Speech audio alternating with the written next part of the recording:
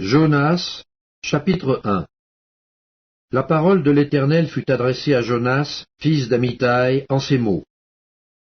Lève-toi, va à Ninive, la grande ville, et crie contre elle, car sa méchanceté est montée jusqu'à moi.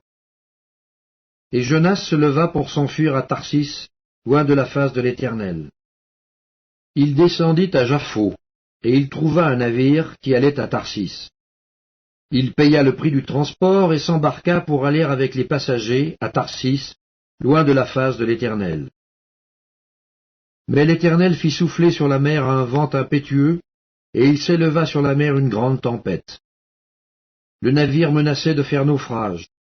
Les mariniers eurent peur, ils implorèrent chacun leur Dieu, et ils jetèrent dans la mer les objets qui étaient sur le navire, afin de se le rendre plus léger. Jonas descendit au fond du navire, se coucha, et s'endormit profondément. Le pilote s'approcha de lui et lui dit, « Pourquoi dors-tu? Lève-toi, invoque ton Dieu. Peut-être voudra-t-il penser à nous, et nous ne périrons pas. » Et ils se dirent l'un à l'autre, « Venez, et tirons au sort pour savoir qui nous attire ce malheur. » Ils tirèrent au sort, et le sort tomba sur Jonas.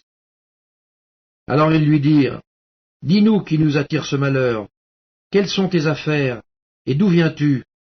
Quel est ton pays, et de quel peuple es-tu? » Il leur répondit, « Je suis Hébreu, et je crains l'Éternel, le Dieu des cieux, qui a fait la mer et la terre. »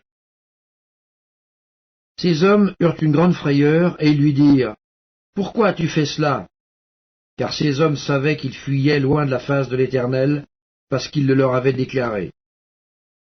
Ils lui dirent, « Que te ferons-nous pour que la mer se calme envers nous? » Car la mer était de plus en plus orageuse. Il leur répondit, « Prenez-moi et jetez-moi dans la mer, et la mer se calmera envers vous, car je sais que c'est moi qui attire sur vous cette grande tempête. » Ces hommes ramaient pour gagner la terre, mais ils ne le purent parce que la mer s'agitait toujours plus contre eux.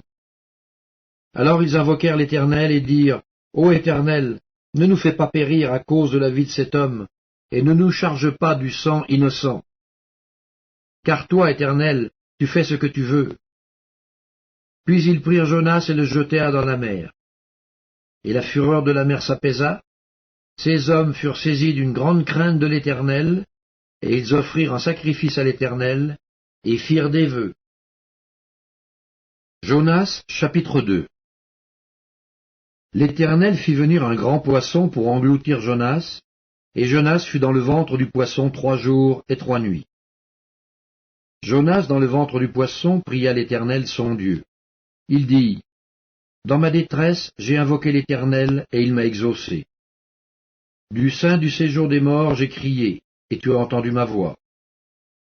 Tu m'as jeté dans l'abîme, dans le cœur de la mer, et les courants d'eau m'ont environné. Toutes tes vagues et tous tes flots ont passé sur moi. Je disais, je suis chassé loin de ton regard, mais je verrai encore ton saint temple. Les eaux m'ont couvert jusqu'à m'ôter la vie, l'abîme m'a enveloppé, les roseaux ont entouré ma tête, je suis descendu jusqu'aux racines des montagnes, les barres de la terre m'enfermaient pour toujours. Mais tu m'as fait remonter vivant de la fosse, Éternel mon Dieu. Quand mon âme était abattue au-dedans de moi, je me suis souvenu de l'Éternel, et ma prière est parvenue jusqu'à toi, dans ton saint temple. Ceux qui s'attachent à de vaines idoles éloignent d'eux la miséricorde. Pour moi, je t'offrirai des sacrifices avec un cri d'action de grâce. J'accomplirai les vœux que j'ai faits, le salut vient de l'Éternel. L'Éternel parla au poisson, et le poisson vomit Jonas sur la terre. Jonas, chapitre 3. La parole de l'Éternel fut adressée à Jonas une seconde fois en ces mots. Lève-toi, va à Ninive, la grande ville, et proclame-y la publication que je t'ordonne. Et Jonas se leva, et alla à Ninive selon la parole de l'Éternel.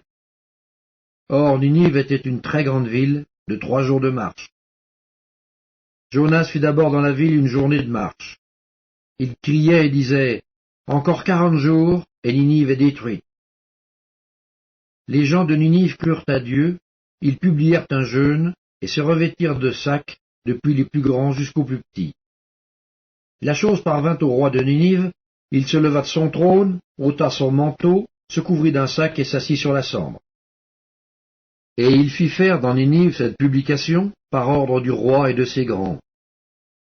Que les hommes et les bêtes, les bœufs et les brebis, ne goûtent de rien, point, et ne boivent point d'eau.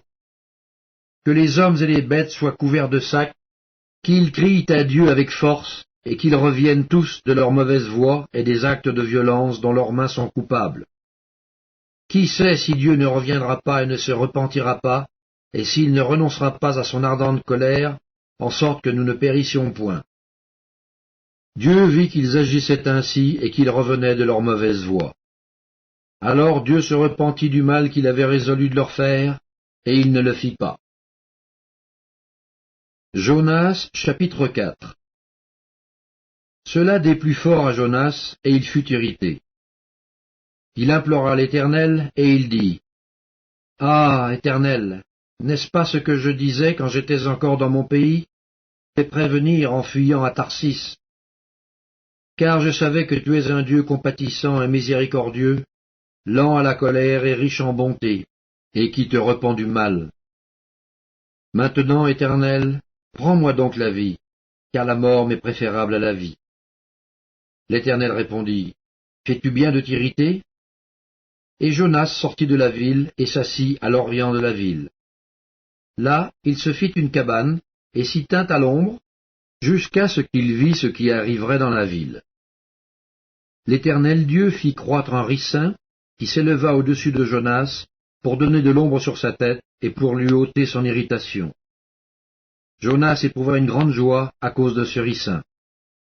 Mais le lendemain, à l'aurore, Dieu fit venir un ver qui piqua le ricin, et le ricin sécha.